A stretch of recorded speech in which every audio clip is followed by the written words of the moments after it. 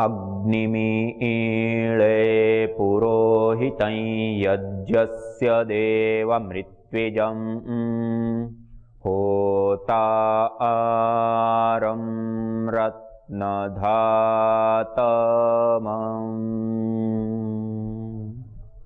सर्वरक्षक परमपिता परमात्मा को, प्रभु को याद करते हुए, उनको प्रणाम नमन वंदन करते हुए, परम पूज्य श्रद्धेय स्वामी जी महाराज, परम पूज्य श्रद्धेय आचार्य सिंह महाराज, जिनके अथक तप और पुरुषार्थ के परिणाम स्वरूप आज संपूर्ण मानव समाज भारतीय ज्ञान विज्ञान से आलोकित हो रहे हैं, दोनों ही ऋषियों के श्री चरणों में कोटि कोटि प्रणाम करते, उनको नमन वंदन करते हुए, आप सभी योगी साधक याजिक भाई बहन जो इस पौरोहित्य एवं यज्ञ चिकित्सा पतंजलि विश्वविद्यालय द्वारा संचालित ऑनलाइन सर्टिफिकेट कोर्स में भाग लिया है, आप सभी योगी साधक भाई बहनों का हार्दिक स्वागत। आप सबको मैं नमन करता हूं, वंदन करता हूं, प्रणाम करता हूं। आज विशेष रूप से हम सब यज्ञ के बारे में विस्तार पूर्वक, डिटेल पूर्वक जानेंगे भी, विधि पद्धति प्रक्रिया कैसे करना है, और उसके साथ साथ विशेष रूप से आज हम वातज रोग, अलग अलग प्रकार के जितने भी वात रोग हैं, जोड़ों के दर्द, कमर दर्द, सर्वाइकल स्पॉन्डिलाइटिस से लेकर के आम वात, कंपवात से लेकर के अलग अलग प्रकार के जो वातज रोग हैं, उन वातज रोगों के निवारणार्थ जो विशेष हवन सामग्री होती हैं, उसके द्रव्य भी आपको लिखाएंगे, बताएंगे, और किस प्रकार से वो कार्य करती हैं उसके बारे में, या उसके ऊपर हुए जो पतंजलि रिसर्च इंस्टीट्यूट में रिसर्च है उसको भी हम देखेंगे। तो इस प्रकार से अलग अलग चीज़ों को हम आगे के क्रम में देखेंगे। तो आज के इस सत्र की शुरुआत में सबसे पूर्व देखिए, हमारी भारतीय परंपरा में जिस यज्ञ को आज हम जानने के लिए प्रवृत्त हो रहे हैं, इन यज्ञों के बारे में बहुत सारा कुछ बताया गया है। आप सब लोगों ने भी बहुत सारी बातें सुनी होगी, जानी होगी, और अवारनवार जब भी अवसर मिला होगा आपने यज्ञ में भाग और सहभागिता भी निभाई होगी और उसको अनुभव भी किया होगा। यज्ञ कुल मिला करके यदि हम प्रकार की बात करें तो प्रधान रूप से अलग अलग शास्त्रों में अलग अलग रूप में वैसे बताया गया है, लेकिन प्रधान रूप से 3 संस्थानों में 21 प्रकार के यज्ञों का प्रधान रूप से हमें वर्णन मिलता है। गौतम धर्म सूत्र आदि जो हमारे विशेष ग्रंथ हैं उसके अंदर, और उसमें 3 संस्थानों के अंदर, अर्थात प्रथम है पाक यज्ञ। पाक यज्ञ के अंतर्गत देखें तो औपासन, वैश्वदेव, पार्वण, अष्टका, मासिक श्राद्ध, श्रवणा और सुलगाव, इस प्रकार से अलग अलग यज्ञ के प्रकार होते हैं। इसी प्रकार के 7 हवीर यज्ञ होते हैं, जिसमें अग्निहोत्र, दर्श पौर्णमास, अग्रायण, चातुर्मास्य, निरूढ़ पशुबंध, श्रोत्रामणि और पिंड पितरी नामक हवीर होम, ये सारे के सारे जो हवीर द्वारा होम किए जाते हैं वो। और इसी प्रकार से 7 सोम यज्ञ होते हैं अलग अलग, अग्निष्टोम, अत्यग्निष्टोम, उक्थय, षोडशी, वाजपेय, अतिरात्र और आप्तोरियम याग। तो ये कुछ अलग अलग प्रकार से इन यज्ञों का विशेष भेद 3 संस्थानों के अंदर बताया। और इन 3 यज्ञों को एक दूसरी दृष्टि से भी देखा गया है, नित्य यज्ञ, नैमित्तिक यज्ञ और काम्य यज्ञ। नित्य यज्ञ अर्थात जो प्रतिदिन किए जाने वाले जो याग होते हैं, जैसे यज्ञ होते हैं, जैसे महर्षि मनु जी द्वारा प्रोक्त पंच महायज्ञ।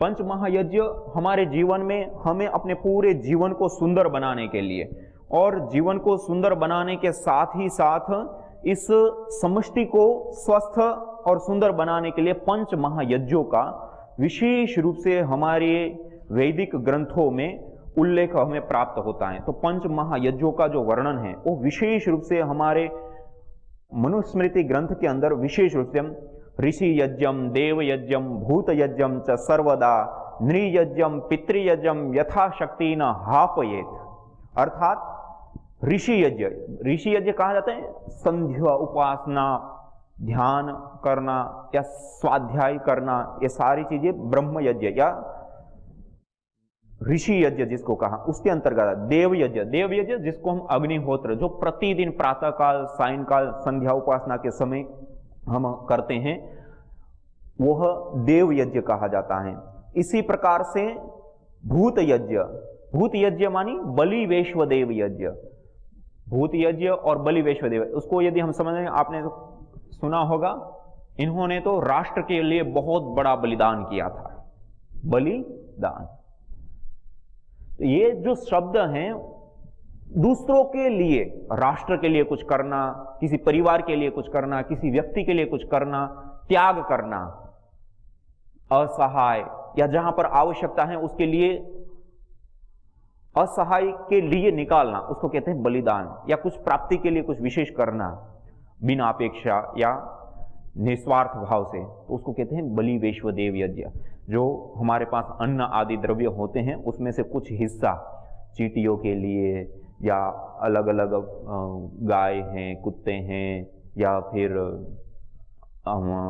थोड़ी सी अग्नि लेकर के उस अग्नि के अंदर जला करके उसकी धुनी आदि करना, तो इस प्रकार से अलग अलग रूपों में ये बलि वैश्वदेव यज्ञ जिसको कहा जाता है। और इसी प्रकार नृयज्ञ मानी अतिथि यज्ञ, और पितृयज्ञ अर्थात माता पिता, गुरुजन, आचार्यजन, उनकी सेवा शुश्रूषा, उनके अनुकूल आचरण, वाणी, व्यवहार आदि का प्रयोग करना, ये सारी चीजें।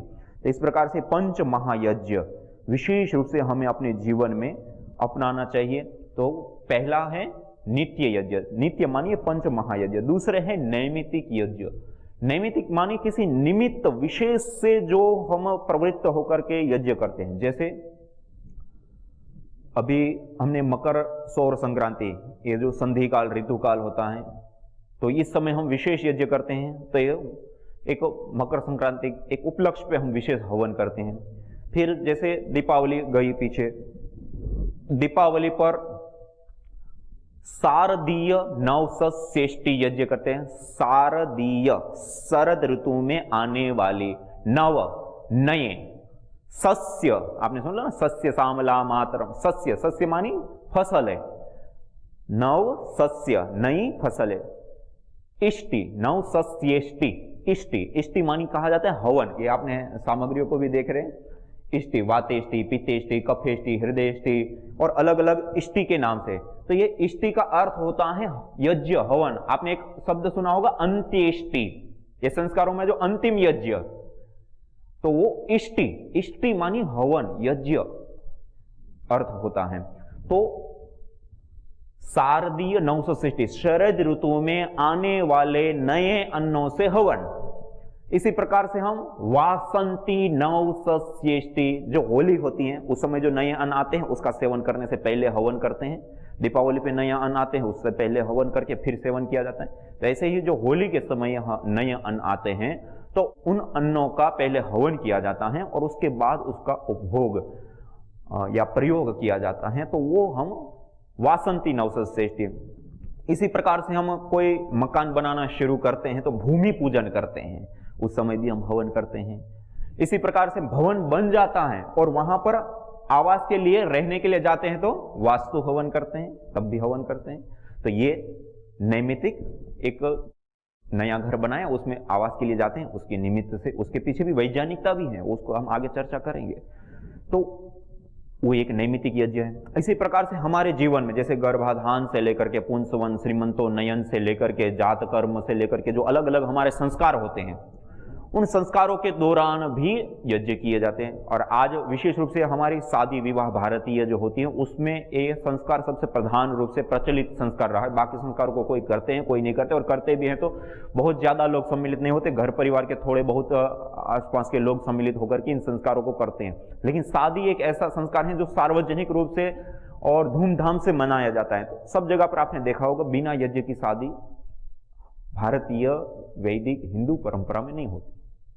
तो वो जो विधि विधान पूर्वक होता है। तो उस प्रकार से ये जो यज्ञ संस्कारों में होते हैं, अंत्येष्टि, अंतिम बार जो हमारा जीवन लीला समाप्त होती है तो उस समय जो दाह संस्कार किया जाता है उसको भी एक इष्टि, एक यज्ञ, एक संस्कार के रूप में हमारे शास्त्रों में विशेष रूप में बताए। तो ये सारे के सारे नैमित्तिक यज्ञ होते हैं। इसी प्रकार कोई जन्मदिन पे हमने कर लिया, या फिर कोई वर्षगांठ है, कोई महापुरुषों के जन्मदिन, संस्थानों के स्थापना दिन आदि बहुत सारी चीजें हो सकती है, कोई भी निमित्त हो सकता है।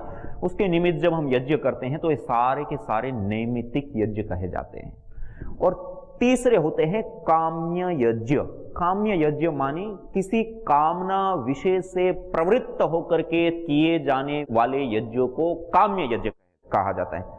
जैसे कि श्री कामो यजेत, धन धान्य ऐश्वर्य की जिनको कामना है वो विशेष प्रकार का याग यज्ञ करे। पुत्र कामो यजेत, जिनको सुसंतान आदि की अपेक्षा होती है उसके लिए यज्ञ। और आपने विशेष रूप से रामायण पढ़ी होगी और रामायण में आपने सुना होगा प्रभु श्री राम जी का जन्म, राजा को पुत्र नहीं हो रहा था, उस समय राजा ने महर्षि श्रृंग के पौरोहित्य में पुत्र कामेष्टि यज्ञ का अनुष्ठान किया और उसके परिणाम स्वरूप 4 पुत्र रत्न प्राप्त हुए, जिसको आज तक भी हम नहीं भुला पा रहे हैं। और ये पाया गया है कि इस भूमंडल पर प्राचीन साक्ष्यों के आधार पे विभिन्न देशों में जो प्रमाण पाए गए वो सबसे अधिक प्रभु श्री राम जी की कथाएं, और कितनी सारी प्रकार की अलग अलग रामायण अलग अलग देशों में, भारत में ही कई प्रकार की रामायण और उसके बारे में विस्तार पूर्वक वर्णन और आदि। और अभी 22 तारीख को एक बहुत बड़ा उमंग उत्सव पूरे भारतवर्ष में एक प्रकार से नैमित्तिक दीपावली आ गई है। ये राम जन्मभूमि पर जो बड़ा भव्य प्रभु श्री राम जी का मंदिर बन रहा है और उसका लोकार्पण होगा, तो ये प्राण प्रतिष्ठा होगी। ये अपने आप में एक बहुत बड़ा हम सब के लिए गौरव और खुशहाली की बात है। और उस दौरान भी हम यज्ञ कर रहे होंगे, बहुत ही विशेष रूप से यज्ञ अनुष्ठान के साथ हम करेंगे। तो ये भी एक विशेष पर्व है। तो कहने का अभिप्राय है कि नैमित्तिक यज्ञ और काम्य यज्ञ। काम्य यज्ञ में पुत्र कामेष्टि यज्ञ। फिर इसी प्रकार आपने पुत्र कामेष्टि यज्ञ का जब आप महाभारत को हम देखें तो उसमें द्रौपदी का जो जन्म है, उनके पिता ने भी यज्ञ विशेष रूप से एक विशेष प्रकार का वो पुत्र चाहते थे, और उस पुत्र की प्राप्ति के लिए उन्होंने जो यज्ञ किया उसमें उस पुत्र के साथ वो पुत्री के रूप में द्रौपदी का भी जन्म यज्ञ के माध्यम से, दोनों ही भाई बहन का जन्म। तो ऐसे हमारे ऐतिहासिक शास्त्रों में बहुत सारे इस प्रकार के साक्ष्य वर्णन और विधि विधान पुत्र कामेष्टि यज्ञ, तो ये सारे काम्य यज्ञ के अंतर्गत आता है। इसी प्रकार के स्वर्ग कामो यज्ञ, सुख विशेष की जो कामनाएं होती हैं उसके लिए यज्ञ किया जाना। या इस प्रकार से जैसे आरोग्य की दृष्टि से हम देखें तो हमारे को कोई बीमारी रोग विशेष आदि हो गए तो उस रोग विशेष की निवृत्ति के लिए हम जब संकल्प पूर्वक प्रवृत्त होते हैं तो वो जो याग हैं, या अलग अलग प्रकार की सिद्धियों के लिए जैसे साधु संत महात्मा या बड़े बड़े जो अनुष्ठान किए जाते हैं उसमें जैसे राजसूय यज्ञ, अश्वमेघ यज्ञ। राजसूय यज्ञ राजनीतिक क्षेत्र में उत्कृष्टता को प्राप्त करने के लिए, अश्वमेघ याग चारों ओर क्षेत्रों में अपने साम्राज्य की वृद्धि और यश की प्राप्ति के लिए, और ऐसे अलग अलग प्रकार के उद्देश्यों के लिए, अलग अलग प्रकार की सिद्धि के लिए कामना विशेष से संकल्प करके प्रवृत्त होकर के किए जाने वाले जितने भी यज्ञ हैं वो सारे के सारे काम्य यज्ञ के अंतर्गत आते हैं। तो ये 3 प्रकार के यज्ञ होते हैं, नित्य, नैमित्तिक और काम्य यज्ञ। अब ये जो 3 प्रकार के यज्ञ हैं ये तीनों ही 3-3 प्रकार के होते हैं। श्रीमद् भगवद गीता में भगवान श्री कृष्ण जी कहते हैं 3 प्रकार के, सात्विक यज्ञ, राजसिक यज्ञ और तामसिक यज्ञ। अध्ययनम, ब्रह्म यज्ञम, पितृयज्ञम, तर्पणम, ये सारे के सारे जो 5 महायज्ञ कहे गए उसके विषय में विशेष रूप से इसी प्रकार से श्रीमद् भगवद गीता में जैसे मैंने आपको बताया 3 प्रकार के यज्ञ। सात्विक यज्ञ में अफलाकांक्षीभिर यज्ञो विधि दृष्टो युज्यते यष्टव्यम में वेति मनः समाधाय स सात्विक, अर्थात जो शास्त्र विधि से नियत किया हुआ है तथा करना ही कर्तव्य है ऐसे मन को समाधान करके फल को न चाहते हुए पुरुषों द्वारा जो यज्ञ किया जाता है वह सात्विक यज्ञ होता है। एक कर्तव्य कर्म है हमारा, ये हमें करना चाहिए, कोई उसमें लालच नहीं है, कोई लोभ नहीं है, कोई इस प्रकार की आकांक्षा नहीं है, तो वो सात्विक यज्ञ होता है, उसके फल उत्तम कोटि के होते हैं। इसी प्रकार से दूसरे होते हैं राजसिक अभिसंधायतु फलम, मानी फल को ध्यान में रख करके जब यज्ञ किया जाता है। दंभार्थम अपि चैव यत्, या तो दंभ दिखाने के लिए कि मैं इतना बड़ा यज्ञ कर सकता हूं, ज्यादा से ज्यादा लोगों को पता चले, तो इस प्रकार से जो किया जाता है। इज्जन्ते भरत श्रेष्ठ तम यज्ञम विद्धि राजसम, ये दंभ के लिए अथवा फल की उद्देश्य को ध्यान में रख करके जो यज्ञ किए जाते हैं वो राजसिक यज्ञ कहे जाते हैं। और इसी प्रकार से तीसरे यज्ञ होते हैं तामसिक यज्ञ, विधिहीनम असृष्टान्नम मंत्रहीनम। विधिहीनम मानी विधि रहित कर देना, बिना विधि के करना, उलट पुलट करना।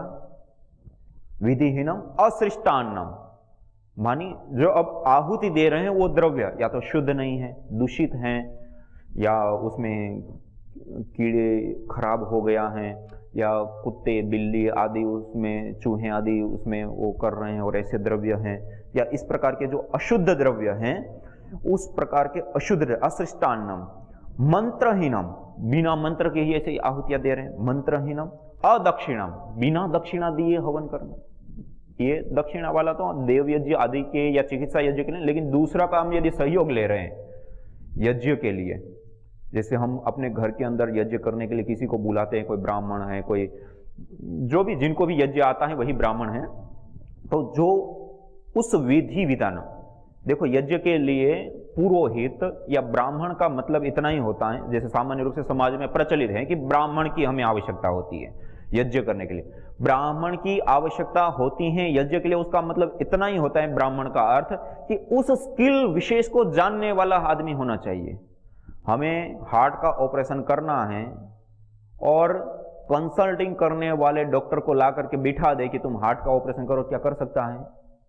हार्ट का ऑपरेशन की जिसके पास स्पेशलिस्ट हैं उनको हम नेत्र का ऑपरेशन के लिए बोल दे, क्या वो कर सकता है? ये तो बहुत बड़ी बात हो गई। सामान्य चीज में ही आप व्यवहार में देखिए कि आप अपनी फैक्ट्री में, कंपनी में, घर में, कहीं पर भी कुछ नौकर रखते हैं, कुछ व्यक्ति को रखते हैं, पहले वो क्या करते हैं?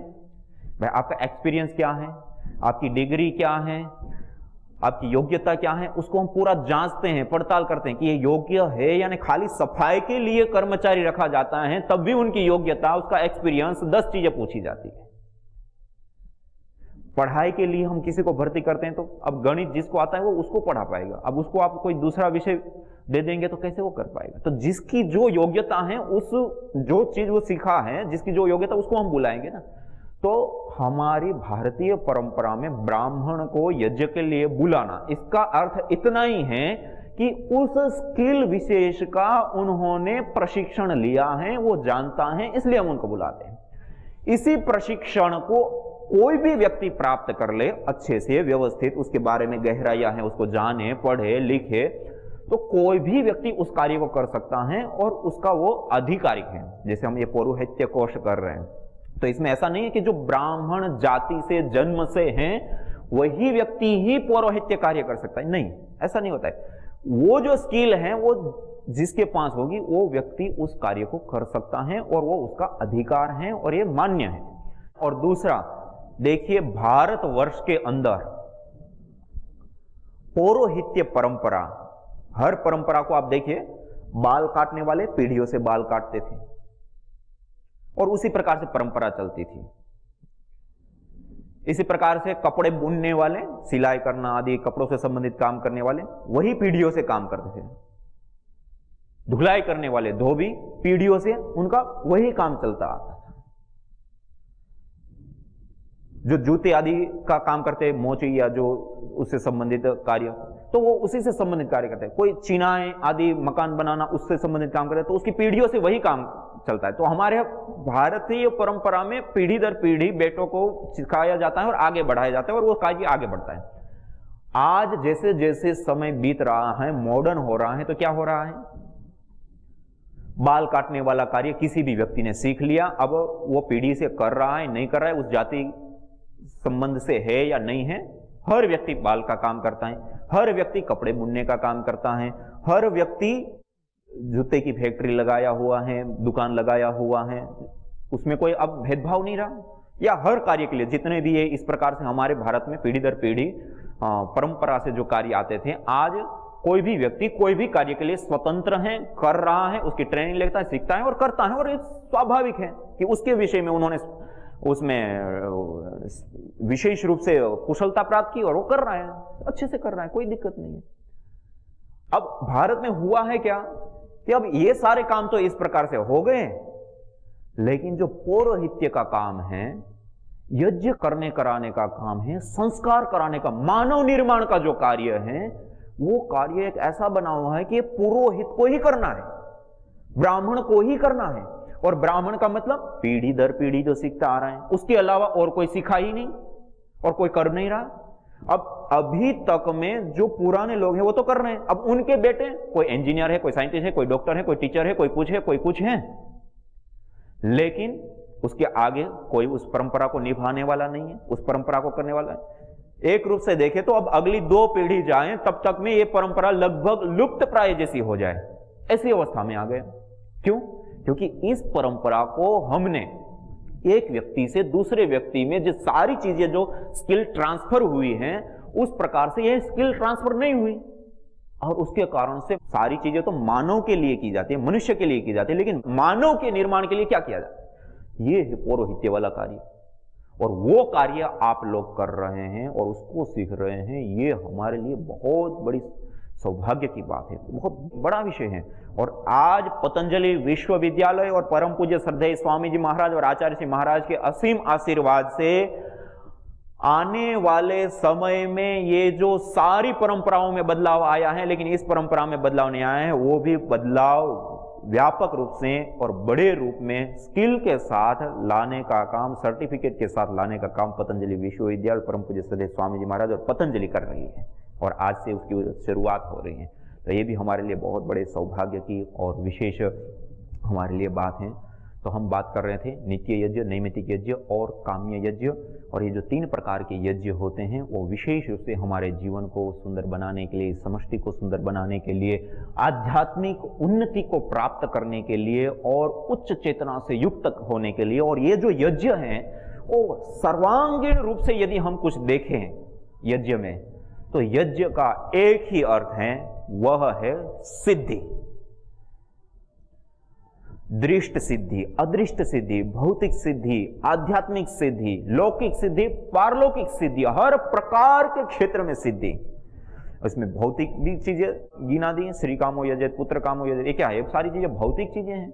और इसी प्रकार आप देखिए साधु संत महात्मा और हिमालय की गुफाओं से लेकर के अलग अलग ऋषियों की तपस्या करके वो देखो यज्ञ अनुष्ठान, मंत्र का जाप और इसका 1/4 का याग आदि करके एक विशेष प्रकार की सिद्धियां प्राप्त करते हैं। उनके आशीर्वाद प्राप्त हो जाए, उनकी वाणी पड़ जाए तो कार्य पूरे सफल हो जाए, उतनी उसके अंदर ताकत शक्ति होती है। और उसके अलावा वो, ये तो भौतिक चीजें हो गई, उनकी आंतरिक जो स्थिति होती है अपने मन की चेतना के एक उच्च चेतना से जोड़ने की स्थिति, वो एक बहुत ही अलग लेवल तक जाकर के सीधे अष्ट सिद्धि नव सिद्धि के दाता जो कहा जाते हैं, वो सारी जो सिद्धियां हैं वो सिद्धियां प्राप्त करने के बड़े बड़े साधनों में एक है ये यज्ञ। और इसको आप्तोर्यम याग के रूप में भी देखा जाए, जैसे तामस याग है ना, तो ये तामस यज्ञ के अंतर्गत एक आप्तोर्यम, माने आप्तोर्यम में अभिचार याग। अभिचार अर्थात ये होता है, क्योंकि यज्ञ क्या है? सिद्धि। आप जो मांगोगे वो देगा। अब जो में तो दूसरों की हानि भी आती है, इसलिए पहले के जो राजनीतिक शास्त्र होते हैं, जैसे आचार्य चाणक्य जी ने जो अपना शास्त्र लिखा, तो उसमें इस प्रकार के अभिचार यागों का वर्णन किया है कि दूसरे राज्य से अपनी सीमा की रक्षा कैसे की जाए, कोई दूसरा अपनी सीमा को बढ़ा रहा है तो उसको कैसे हम सुरक्षित कर सकते हैं, या ऐसे जो दुष्ट तरीकों से जो अलग अलग चीजें अपनाई जाती हैं तो उसमें किसे पैसे किया जाता है। तो वो अभिचार याग एक प्रकार से ऐसा होता है कि दूसरों की हानि के लिए संकल्प पूर्वक हवन करके दूसरों की हानियों के लिए, लेकिन वो हमारे हित के लिए भी नहीं होते, प्रकृति के हित के लिए भी नहीं होते, और बहुत बड़े पाप के भागी होते हैं, और आगे हमें उसको बहुत तड़प तड़प करके भुगतना पड़ता है। इसलिए अभिचार याग से बचा जाता है। ये जो तांत्रिक आदि जो कहा जाता है, उसमें जो इस प्रकार की क्रियाएं की जाती है, एक दूसरों को कष्ट को बाधा पीड़ा पहुंचाने के लिए पारिवारिक तौर पे कई लोग अलग अलग तरीके से करते हैं। तो इस प्रकार की चीजें भी आयुर्वेद आदि ग्रंथों में, और जो मैंने आपको कहा राजनीतिक रूप से जो इस प्रकार के ग्रंथ होते हैं उसमें वर्णित है, लेकिन उसका आचरण हमें कभी भी नहीं करना चाहिए। सबके अच्छाई के लिए, भलाई के लिए यज्ञ होना चाहिए। ये सात्विक यज्ञ हमारे कल्याण के लिए होता है। तो उस प्रकार से उस यज्ञ का हमें विशेष रूप से अनुष्ठान और उसको हमें विशेष रूप से आगे बढ़ाना चाहिए। तो इस प्रकार से ये जो 3 प्रकार के यज्ञ, 21 प्रकार के प्रधान यज्ञ 3 संस्थानों के अंदर बताएं। फिर वो जो सारे यज्ञ है वो सात्विक भी होते हैं, राजसिक भी होते हैं, तामसिक भी होते हैं। वही यज्ञ नित्य भी होते हैं, नैमित्तिक भी होते हैं और काम्य भी होते हैं। ये हमारी प्राचीन आ रही परंपरा के यज्ञ के सारे विभिन्न प्रकार ये आपके सामने कुछ रखा।